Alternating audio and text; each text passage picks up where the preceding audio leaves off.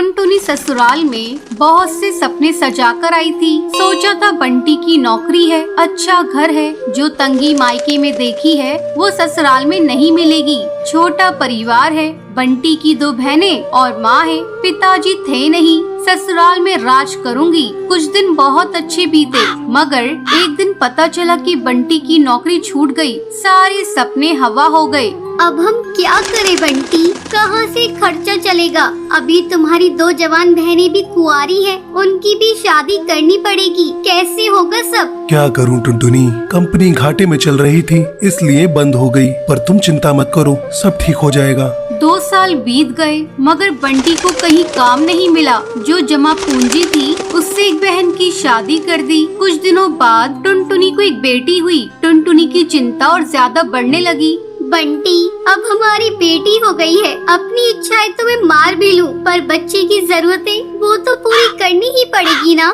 जानता हूँ, कोशिश कर तो रहा हूँ। और 1 साल बाद टुनटुनी ने एक और बेटी को जन्म दिया। बंटी की माँ बोली, बंटी, तेरी एक बहन की शादी तो हो गई, मगर बेटा अभी दूसरी भी है, उसका क्या होगा? माँ, ये घोंसला बेच देते हैं, कुछ दिन किराए पर रह लेंगे। मैं क्या करूँ, दिन रात कोशिश में लगा रहता हूँ, पर कहीं काम मिल ही नहीं रहा।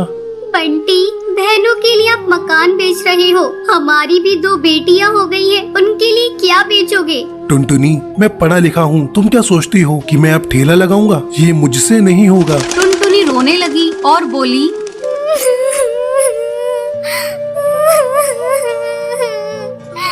तो क्या मैं अपने बच्चों के लिए 10 रुपए के अनाज के लिए भी तरसती रहूं? दोनों बच्चियां दाने के लिए रोती रहती हैं। क्या पानी से उनका पेट भरती रहूं? जब तक कोई नौकरी नहीं मिलती तब तक तो कुछ कर ही सकते हो, या मुझे ही काम करना पड़ेगा?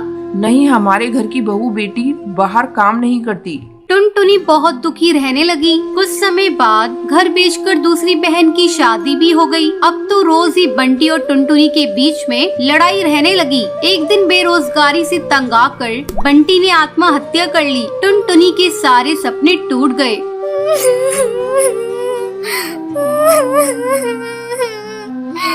मैं बिल्कुल अकेली हो गई हूँ।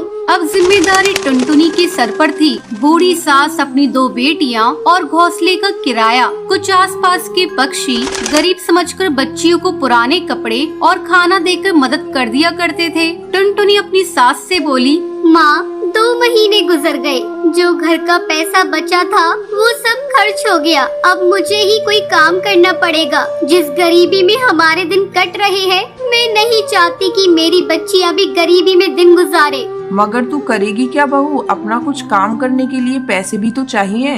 कोई बात नहीं माँ, कोई तो मदद कर ही देगा। टुनटुनी ने सब रिश्तेदारों से मदद मांगी, पर किसी ने कोई मदद नहीं की। सब ये सोचते थे कि ये इतनी गरीब है, कहाँ से चुकाएगी। मायके से भी किसी तरह की कोई मदद नहीं मिली। टुनटुनी निराश हो गई और दुखी होकर रोने लगी।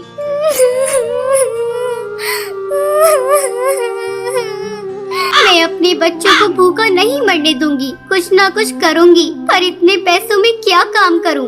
एक दिन उसे उसके ही जंगल का एक चिड़क गोलू मिला। वो टुनटुनी की शादी से पहले टुनटुनी को बहुत पसंद करता था, लेकिन उससे कभी कुछ कह नहीं पाया था।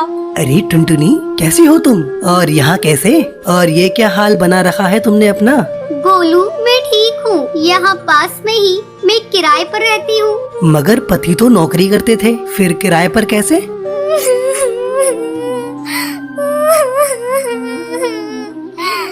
मेरे पति नहीं है, नौकरी छूट गई, घर बिक गया, बहुत गरीबी में दिन गुजार रही हूँ, कोई काम भी नहीं कर पा रही हूँ। मेरे पास केवल 1000 रुपए हैं, उसमें मुझे घर का खर्चा भी चलाना है और किराया भी देना है। मेरी सास बुजुर्ग है और मेरी 2 बेटियां भी है, कोई सहारा नहीं है, सबने साथ छोड़ दिया। कैसे कर पाऊंगी इतने कम पैसों में कोई काम? इतनी चिंता मत करो टुनटुनी, तुम चलो मेरे साथ। गोलू उसे चूड़ियों की थोक रेट वाली दुकान पर ले गया। ये मेरी ही दुकान है टुनटुनी। फ्री में देकर तुम्हारे आत्मसम्मान को ठेस नहीं पहुंचाना चाहता, इसलिए ये 1000 रुपए की चूड़ियां दे रहा हूँ। बाजार में इनकी कीमत बहुत ज्यादा है, पर मैं तुम्हें ये आधे रेट में दे रहा हूँ। लेकिन तुम इन्हें 20 रुपए दर्जन बेचना। ये बहुत सुंदर चूड़ियां हैं, पहले कम बेचना और जैसे ही मुनाफा दिखाई दे 30 रुपए दर्जन बेचना। टुनटुनी बहुत खुश हुई। उसकी सारी परेशानी का हल जो उसे मिल गया था, वो चूड़ियाँ बेचने लगी। चूड़ी ले लो, चूड़ी रंग बिरंगी चूड़ी ले लो, सुहागों वाली चूड़ी ले लो।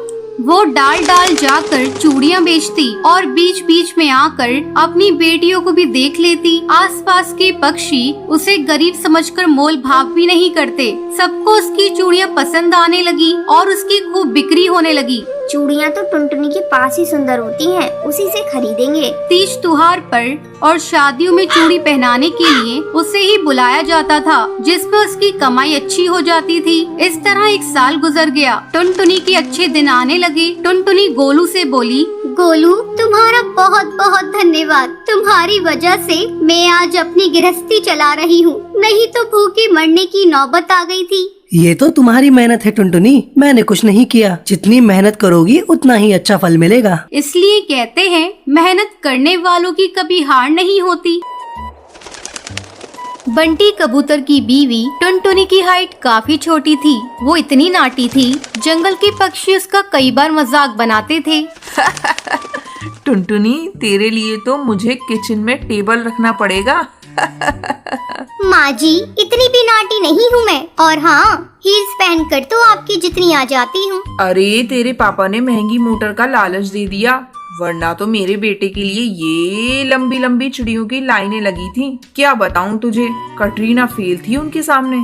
पर माँ जी, आपका बेटा भी कौन सा हाइट में अभिषेक बच्चन है जो कटरीना मिल जाती। वैसे भी मेरी और इनकी जोड़ी तो राम सीता की जोड़ी है, राम सीता की। एक दिन सभी खाना खा रहे होते हैं। माँ, दाल बहुत अच्छी बनी है, जरा और देना। रुको जी, मैं लेकर आती हूँ, किचन में है। वैसे भी मैं खड़ी ही हूँ। ये सुनकर सास हंसने लगती है। तुम खड़ी हो या बैठी, एक ही बात है। बस कीजिए जी, अभी हील्स नहीं पहनी है मैंने। वैसे भी हील्स पहनती हूँ तो आपके बराबर लगती हूँ। एक दिन टुनटुनी सब्जी लेने बाहर निकलती है तो पड़ोसन कहती है, देखो देखो कितनी नाटी है। रंग तो दिखने में ठीक ठाक था, हाइट भी ठीक ठाक थी, फिर क्या जरूरत थी ऐसी नाटी बहू लाने की। दहेज बहन, दहेज। अंधे हो गए थे पैसों के पीछे, अब करे जग हंसाई। दोनों की बात टुनटुनी सुन लेती है और उसे बहुत गुस्सा आ जाता है। आंटी जी, एक बात बताओ, मेरे पापा के पास पैसे हैं, उनको अच्छी लड़की की तलाश थी, ये पसंद आए और शादी हो गई। इसमें मेरा क्या कसूर, ये जो आप लोग मुझे सुना रही हैं? अरे नहीं नहीं टुनटुनी, हम तो तेरी सास की बात कर रही थी। कितनी लालची औरत है। देखिए, वो लालची नहीं है, पर उनके कुछ शौक है जो वो अपने बेटे से पूरा करवाना चाहती है। और देखा जाए तो उसमें उनकी गलती भी क्या है भला। और इन्होंने मुझसे शादी की है तो जरूर कुछ न कुछ अच्छाई नजर आई ही होगी ना। और अब ना मैं आपकी बहू हूँ और ना ही आपके रिश्तेदारों को मुझसे मिलना है। फिर ये बात समझ नहीं आई कि आप इतना परेशान क्यों हो रही है। ये बोलकर टुनटुनी वहाँ से निकल जाती है। टुनटुनी, चलो जल्दी से तैयार हो जाओ, हम लोगों को पार्टी में जाना है। टुनटुनी तैयार होकर पार्टी में जाती है, जहाँ बंटी का दोस्त उससे कहता है, अरे बंटी, तू कितना लकी है यार। तेरी बीवी की हाइट इतनी कम है कि तुझे बच्चे की जरूरत ही नहीं। भाभी बच्ची ऐसी हैं। और बंटी, अगर मेरी बीवी की हाइट इतनी कम हो तो मैं घर से बाहर निकलूं ही नहीं। कहीं फुदक के कहीं चली गई तो लेने के देने पड़ जाएंगे। सभी टुनटुनी पर हंसने लगते हैं। तभी पार्टी की जगह पर आग लग जाती है। अरे भागो यहाँ से, जल्दी भागो। अरे लेकिन बाहर के दरवाजे पर ही आग है, हम बाहर निकलेंगे तो निकलेंगे कैसे? कोई रास्ता भी नहीं है। अरे रास्ता है ना, अगर कोई सामने वाली खिड़की से बाहर निकल जाए तो सब निकल सकते हैं। तभी टुनटुनी छोटी सी खिड़की से बाहर निकल जाती है और आग बुझा देती है। अरे वाह, भाभी जी ने तो हम सबको बचा लिया। वाह भाई वाह, बीवी हो तो ऐसी, अपने पति ही नहीं यहाँ मौजूद सभी की जान बचा ली है। भाई बंटी, माफ कर देना, तेरी बीवी तो सच में कमाल है। मुझे ये बात पता है और मुझे मेरी बीवी पर गर्व है। टुनटुनी मुस्कुराकर अपनी पति की तरफ देखती है। कुछ दिनों बाद टुनटुनी और उसकी सास मार्केट जाती हैं। वहाँ पर अरे भैया, ये कपड़े देना कितने का पड़ेगा? माता जी, ये तो बहुत महंगा कपड़ा है, लेकिन अब बस 2 मीटर बचा है। मेरे तो किसी काम का है नहीं, आप बस इसके 100 रुपए दे दो। अरे भैया, तो मैं क्या करूँगी इस टुकड़े का? लेकिन वैसे है बड़ा ही सुंदर। तभी टुनटुनी बोल पड़ती है, इसमें तो मेरी पूरी ड्रेस सिल जाएगी। ये कहकर वो कपड़ा ले लेती है। अगले दिन टुनटुनी वो ड्रेस पहनकर सास के सामने आती है। अरे वाह टुनटुनी, ये ड्रेस तो काफी सुंदर लग रही है, बड़ी महंगी होगी ना? अरे कपड़ा तो मैंने ही पसंद किया था, बस पूरा नहीं था तो इसने ले लिया। सिर्फ 200 रुपए की ड्रेस है ये पूरी। देखो माँ जी, नाटी होने के भी कम फायदे नहीं है। जैसे तैसे दिन कट रहे थे। सास और पड़ोसियों का मजाक बनाने का सिलसिला चल ही रहा था। एक दिन मोहल्ले से बहुत जोर जोर से आवाज आती है, हाय रे, मैं मर गई। अरे क्या हुआ? देखते हैं तो सभी गड्ढे के सामने भीड़ लगाकर खड़े होते हैं। मेरा बेटा इस गड्ढे में गिर गया। पड़ोसन जोर जोर से रोने लगती है। तभी वहाँ टुनटुनी आ जाती है। रोइए मत, मैं प्रिंस को लेकर आती हूँ। ये बोलकर नाटी सी पतली सी टुनटुनी चिड़िया गड्ढे में घुसकर बच्चे को बाहर ले आती है। तब क्या था, एक बार फिर टुनटुनी के लिए पूरा मोहल्ला तालियां बजाता है। मुझे माफ कर दो टुनटुनी, मैंने तुम्हारी हाइट का कितना मजाक बनाया था। कोई बात नहीं मासी, प्रिंस ठीक है, ये बहुत है। अब वो दिन आता है जब सास टुनटुनी की तारीफ करती है। वाह बहू वाह, तेरी तारीफें सुन सुनकर तो मैं बहुत खुश हो गई। आज तो तूने ये साबित कर दिया, समाज में परिंदे रंग रूप लंबाई ऊंचाई से नहीं बल्कि साहस और हौसले से काबिल कहलाता है। मुझे माफ कर देना बेटी।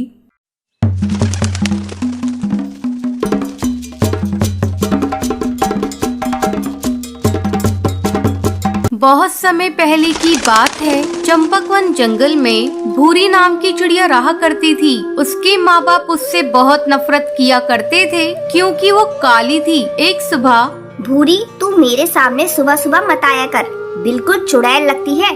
कम वक्त पूरा दिन मेरा खराब कर देती है।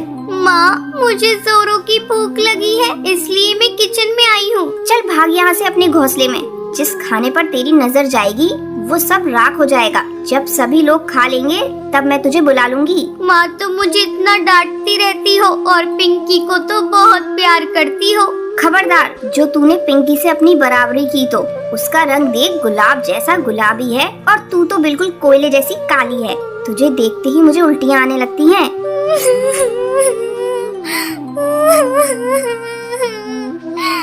अपनी माँ की कड़वी बातें सुनकर भूरी रोती रोती अपने घोंसले में चली जाती है। जब सभी परिवार के पक्षी खाना खा लेते हैं तब उसकी माँ उसे बुलाती है। अरे करमजली, आकर खा ले और उसके बाद सारे बर्तन धो देना। ठीक है माँ। जब भूरी खाना खाने आती है, ये क्या माँ, ये तो सूखी रोटी है, इसके साथ तो सब्जी भी नहीं है। यही बचा है खाने को, तुझे खाना है तो खा, नहीं तो भूखी मर। किसी तरह भूरी सूखी रोटी खाती है। एक दिन भूरी के पिता जंगल में काम पर जा रहे होते हैं। तब भूरी आकर अपने पिता से कहती है, पापा, मेरी सैंडल टूट गई है, मेरे लिए नई सैंडल ला दो ना। अरे भाग्यवान, कहाँ हो तुम? जल्दी हटाओ इस काली लड़की को मेरे आंखों के सामने से। सुबह सुबह इसका चेहरा देख लिया, अब पता नहीं मेरा आज का दिन कैसा गुजरेगा। अरे करमजली, तुझे कितनी बार कहा सुबह सुबह अपने घोंसले से मत निकला कर, लेकिन तू है कि मानती ही नहीं।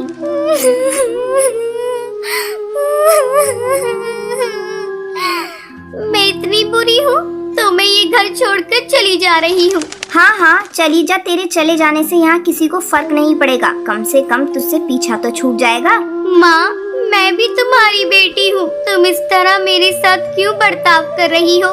देखना, एक दिन तुम्हें इसी बेटी पर गर्व होगा। इतना कहकर भूरी घर छोड़कर चली जाती है। भूरी भटकती भटकती पास के एक जंगल में पहुंचती है। धूप के कारण उसके नंगे पैर में छाले पड़ जाते हैं।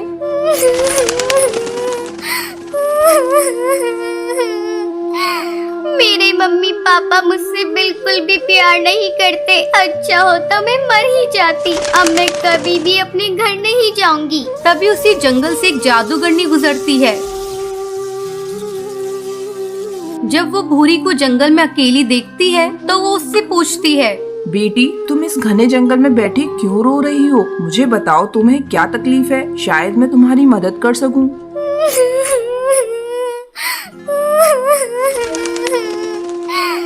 जादूगरनी ये देखो, मेरे पैरों में छाले पड़ गए हैं। मेरे मम्मी पापा मुझसे बिल्कुल भी प्यार नहीं करते, इसलिए मैं अपना घर छोड़कर यहाँ आई हूँ। ये सब मेरे काले रंग से नफरत करते हैं। बेटी तुम चिंता मत करो, मैं तुम्हें एक जादुई सैंडल देती हूँ जिसे पहनते ही तुम बहुत ही खूबसूरत हो जाओगी। फिर वो जादूगरनी भूरी को एक सैंडल देती है। बेटी ये सैंडल इसे पहन लो और अपने घर वापस चली जाओ। जैसे ही भूरी सैंडल को पहनती है वो खूबसूरत हो जाती है। फिर वो अपने घर आती है। घर आने के बाद, अरे तुम कौन हो? किससे मिलना है तुम्हें? माँ तुमने मुझे पहचाना नहीं? मैं भूरी हूँ। तू झूठ बोल रही है, तू तो भूरी हो ही नहीं सकती। भूरी तो बहुत काली है। माँ ये देखो मेरी जादुई सैंडल मुझे एक जादूगरनी ने दी है। इसे पहनकर मैं सुंदर हो गई। फिर भूरी खुशी खुशी रहने लगती